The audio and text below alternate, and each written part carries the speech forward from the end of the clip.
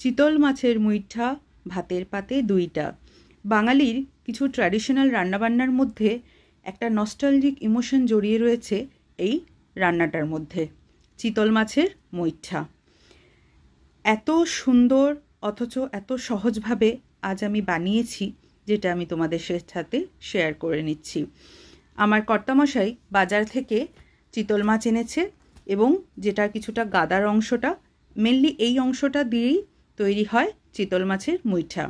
এই অংশটায় কাঁটা এতটাই পরিমাণে বেশি থাকে, যার জন্য এটাকে এইভাবে রান্না করে খেলে বেশি ভালো হয়। আর কিছুই না, মাছটা প্রচণ্ড নরম, একটা ধারালো স্টিলের চামচ দিয়ে একটু কুড়ে কুড়ে নিলেই সুন্দরভাবে এই মাছটা বেরিয়ে চলে আসে। আর এই যে স্কিন কাটা, এগুলো আমি একটু দেখে বেছে ভালো করে ফেলে দিয়েছি। মাছটা এবার কোরানো মাছটা আমি একটা বাটির মধ্যে নিয়েছি। ওর মধ্যে আমি দিয়েছি একটু সেদ্ধ আলু, আদা বাটা, রসুন কাঁচা লঙ্কা বাটা, নুন, হলুদ, কাশ্মীরি লঙ্কার গুঁড়ো আর ঝাল লঙ্কার গুঁড়ো দিয়ে খুব ভালোভাবে মেখে নিয়েছি। হাতের মধ্যে একটু সর্ষের তেল লাগিয়ে নিয়ে এইভাবে গোল গোল করে কোলবালিশের শেপে দিয়ে দিয়েছি। আসলে কিন্তু এটার শেপ যেটা হয় সেটা হলো এই রকম।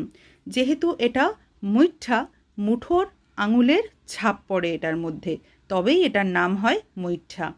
আমি অনেক রকম করেই কয়েকটা শেপ বানালাম, দু রকমের মধ্যেই একটা কিছু কোলবালিশের মতো বানিয়েছি। আর যেহেতু মুইঠা, সেই ট্র্যাডিশনটা বজায় রাখার জন্য আমি কিছু মুইঠারও শেপ দিয়েছি, যেটার মধ্যে আঙুলের ছাপ রয়েছে। দেখো সুন্দরভাবে আমার সব মুইঠাগুলো রেডি করা হয়ে গেছে।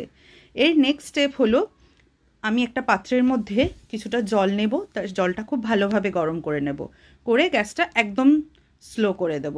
দিয়ে আমি সমস্ত মুইঠাগুলো ছেড়ে দেব, দিয়ে গ্যাসটা মিডিয়াম ফ্লেমে এটাকে আমি 7 থেকে 8 মিনিট সেদ্ধ করে নেব। যখনই দেখবে মুইঠাগুলো ওপরের দিকে ফ্লোট করতে শুরু করবে, তখনই বুঝবে মুইঠাগুলো সেদ্ধ হয়ে গেছে। আর ডুবে থাকলে মানে সেটা কাঁচা। তারপরে মুইঠাগুলো সমস্ত জল থেকে আমি তুলে নিয়েছি। ওই জলটা কিন্তু ফেলবে না, ওটা মাছের স্টক, ওটাই আমি রান্নায় ব্যবহার করব। তারপরে কড়াইয়ের মধ্যে একটু সর্ষের তেল দিয়ে আমি সমস্ত মুইঠাগুলো ভেজে নিয়েছি লাল লাল করে, এপিট ওপিট করে ভালো করে। এই রান্নাটাতে একটু আলু দিয়েছি, তোমরা চাইলে দিতে পারো, না চাইলে না দিতে পারো।